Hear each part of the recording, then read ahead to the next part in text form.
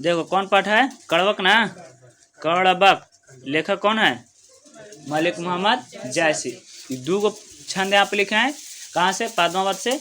पहला जैसे शुरू वाला भाग में से और अंतिम वाला से अंत वाला भाग में से। दूसरा का है जो पहलका में काची के बारे में बात किए हैं, अपनी शरीर के आँख के तुलना प्राकृतिक चीज़ों से किए हैं, और दूसरा का के कैसे। तो कोई भी पढ़ेगा तो दो शब्दों में हमको ध्यान जरूर है। तो अब छंद को पढ़ो, ठीक है ना। 6 लाइन के है, इसको हम देखो काचे कहता है, एक नयन कवि मोहम्मद गुनी, एक नयन कवि मोहम्मद गुनी, सोई भी मोहा जय कवि सुनी, है ना। देखो सबसे पहले इसको ना एक बार पूरा पढ़ लेते हैं, उसके बाद एक्सप्लेनेशन में तब मजा है, ठीक ना। एक नयन कवि मोहम्मद गुनी, सोई भी मोहा जय कवि सुनी, चांद जैसे जग विधि अवतारा, है ना। चांद जैसे जग विधि अवतारा, दिन ही कलंक किन्हीं उजियारा, है ना। कलंक लगल है, इसको वही कहते हैं।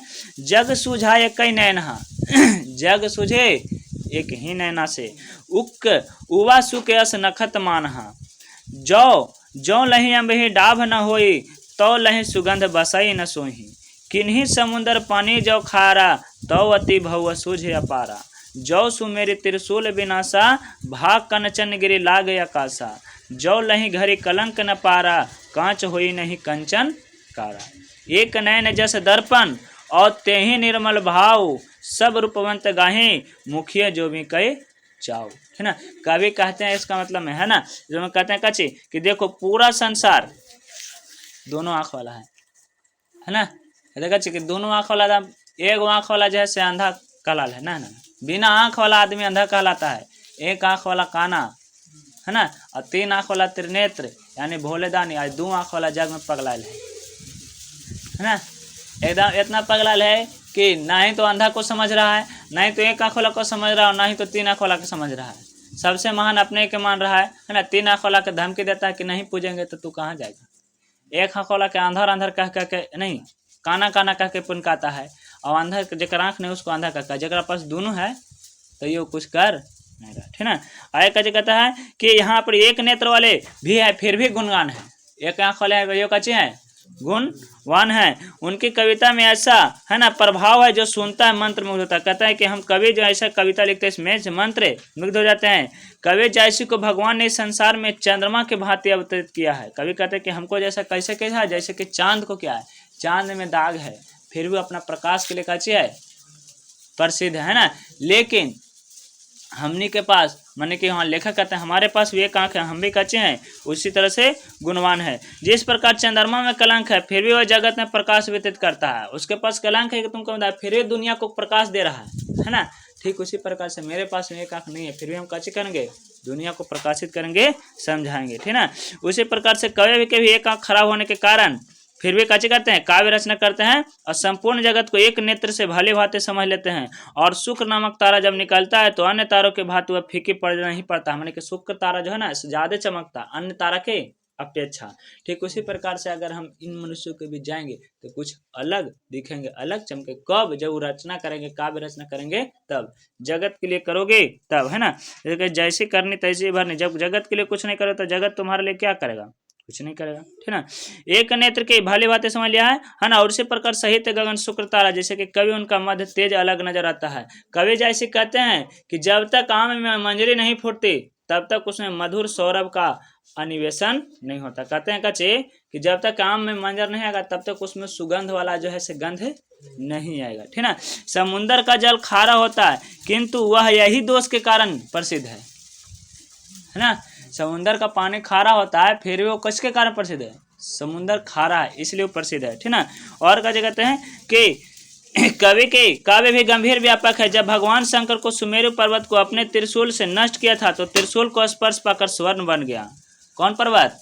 सुमेरु पर्वत। जब त्रिशूल से टकराया शंकर जी के तो पर्वत कोची का बन गया था, सोना का बन गया था, है ना। आकाश को छूने लगा था। जब तक सोने के शुद्ध करने के लिए मिट्टी के पात्र में डालकर तपाया नहीं जाता तब तक वह शुद्ध नहीं रहता है, अशुद्ध ही रहता है। जैसे कि जिस प्रकार से सोना जो है ना, सोना को जब तक गर्म करके एकदम लहा करके लहलहा करके तपा करके कुछ गर्म नहीं किया तब तक वो कच्चे रहता है, अशुद्ध ही रहता है, कच्चा सोना ही रहता है, उसको से गहना नहीं बनाया जा सकता है ना।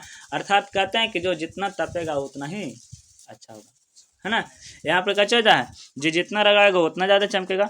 कवि मलिक मोहम्मद जैसी एकदम गर्वपूर्वक कहते हैं कि एक नेत्र होते हुए भी हमारे जो है कच्चे दर्पण क्या समान है ना, निर्मल भाव से ओतप्रोत हैं, और निर्मल भाव को देखकर बड़े बड़े रूपमान लोग चरण पकड़ के उनके मुख की तरफ कच्चे करते हैं, लालसा से ताका करते हैं कि है ना, ये व्यक्ति जो है एक आंख वाला है फिर भी कच्चे है, जग में दम कर। इसलिए ना कहता है एक नयन जस दर्पण और ते ही निर्मल भाव, एक नयन वाला है फिर भी कैसे एकदम निर्मल भाव के हैं, ठीक ना। सब रूपवंत गाही मुख जेबहू कही चाव, सबको हमारे रूप के मुख को देख करके एकदम ऐसे देखता है जैसे कि कोई चौंक रहा है ना, इस तरह से देखता है, ठीक ना। इस तरह से कचित एकरा में ऐसे क्वेश्चन पूछेगा, लाइन देले रहेगा 2 लाइन 1 लाइन और कहे के सब प्रसंग है ना, तो सब प्रसंग व्याख्या करे, इसके लिए कैसे करते हैं हम लोग, पहले लिखते हैं इसमें विश्व बात की प्रस्तुत पंक्ति हमारे पाठ पुस्तक दिगंत भाग 2 के पाठ कड़वक से लिया गया है, ठीक ना, जिसके लेखक कौन है, मलिक मोहम्मद जायसी हैं, ठीक ना। और उसके बाद उस शब्द कैसे लिखते हैं, बात को समझ रहे हो, बनेगा इसे क्वेश्चन। अगला भाग में देखो, अगला दोहा, अगला छंद कच्चे है, मोहम्मद यही कभी जोरी सुनावा, मोहम्मद ये कह के जोर जोर से सुनाता है, सुना जो प्रेम पीर गा पावा, माने जो सुना उसके बारे में गाता है, जोरी लाई रकत से ले गाढ़ी प्रीति नैन जल भेई, माने कि इसको हम एकदम रक्त से सींच करके लिखे हैं एकदम, है ना, एकरा में एकदम गाढ़ी प्रीति माने कि बहुत ज्यादा गहरा बात प्रेम के पीर के कवि जैसे एकदम प्रेम लिखा लिखना, ठीक ना। और मन जानी कवि यश किन्हा मको या रहे जहत मन चिन्हा, है ना, माने के काचे कहते हैं, कहते मतलब कि कहीं के है ना, कहाँ सो रतन से यश राजा, कहाँ शोभा यतिश बुद्धि उपराजा, माने के काचे रतन सिंह जे राजा, है ना, कहाँ अलाउद्दीन सुल्तानो, कहाँ रघो जिन किन्हू बखानो, माने कि कहाँ अलाउद्दीन सुल्तान रहता है, एक हम कहाँ बखान करें, काहे की पूरा कहानी तो कल्पना पे लिखे हैं, ऐसे बताएं, ठीक ना। और कहते हैं कहाँ स्वरूप पद्मावती रानी, माने कि कहाँ स्वरूप माने कच्ची बढ़िया रिकम के अच्छा सुंदर रानी जो है ना, और कोई न रहा जग रही कहानी, ये सब मर गया बाबू, काची रह गया जग में, कहानी रह गया, है ना।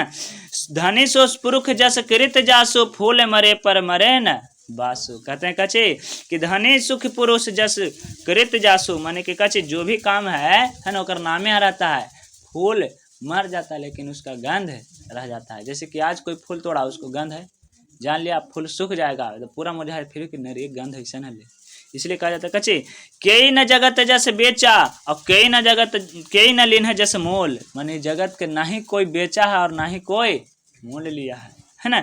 जो यह पढ़े कहानी हम सबरे दुई बोल, माने कि जे भी कहानी पढ़ेगा हमको 2 वचन में जरूर याद करेगा, ये दूसर का माध्यम से बताते हैं कौन, मलिक मोहम्मद जैसे, है ना। इसको एक तरह एक साथ पहले पढ़ लेता है, देखो मुलक अथी मोहम्मद यही कवि जोरी सुनावा, सुना जो प्रेम में पीर गा पावा, जोरी लाई लकत के ले गाढ़े प्रीति नैन जल भेई, औ मन जनि कवित यश किन्हा मको या रहे जगत मन चिन्हा, कहाँ तो रतन से यश राजा, कहाँ सुनाय भे बुद्धि उपराजा, कहाँ अलाउद्दीन सुल्तानो, कहाँ रघाव जिन्हीं किन्हीं बखानु, कह स्वरूप पद्मावती रानी, कोई न रहा जग रहे कहानी, है ना।